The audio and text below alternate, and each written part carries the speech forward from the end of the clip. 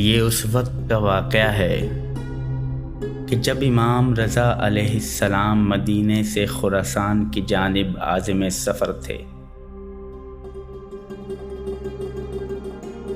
آپ نے جنگل میں ایک شکاری کو دیکھا جو ایک ہرنی کا شکار کرنے کے بعد اسے ذبح کرنا چاہتا تھا۔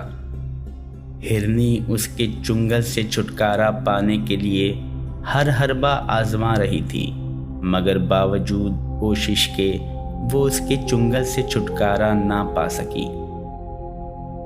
اسی اثنا میں امام رضا علیہ السلام قریب پہنچے۔ جب ہرنی کی نظر وارث سلیمان کریم امام علیہ السلام کے رخ انور پر پڑی تو اس نے اپنی زبان میں آپ سے شکاری کی شکایت کی اور آپ علیہ السلام سے مدد کی درخواست کی۔ ہرنی کی فریاد سن کر امام رضا علیہ السلام نے شکاری سے فرمایا کہ اسے چھوڑ دو، کیونکہ اس کے بچے بھوکے ہیں اور یہ ماں اپنے بچوں کی محبت میں تڑپ رہی ہے۔ بس ہم ضمانت دیتے ہیں کہ جیسے ہی یہ اپنے بچوں کو دودھ پلا چکے گی تمہارے پاس واپس آ جائے گی۔ یہ سن کر شکاری نے ہرنی کو آزاد کر دیا اور ضمانت کے طور پر امام رضا علیہ السلام کے نزدیک آ کر بیٹھ گیا اور ہرنی کا انتظار کرنے لگا۔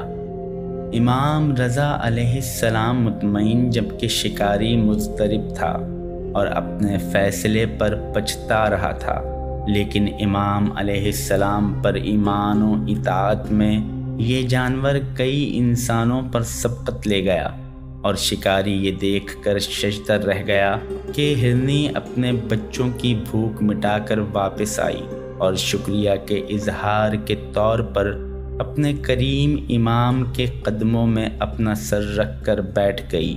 شکاری اپنے پست خیالات پر شرمندہ ہوا اور امام رضا علیہ السلام سے معافی کا طلبگار ہوا۔ اس نے اپنی خفت مٹانے کی غرض سے اور امام علیہ السلام کے اس اعجاز عظیم کے اعتراف کے طور پر ہرنی کو آزاد کر دیا۔ اس واقعے کے بعد امام رضا علیہ السلام کو ضامن آہو یعنی ہرن کا ضامن کے لقب سے یاد کیا جانے لگا۔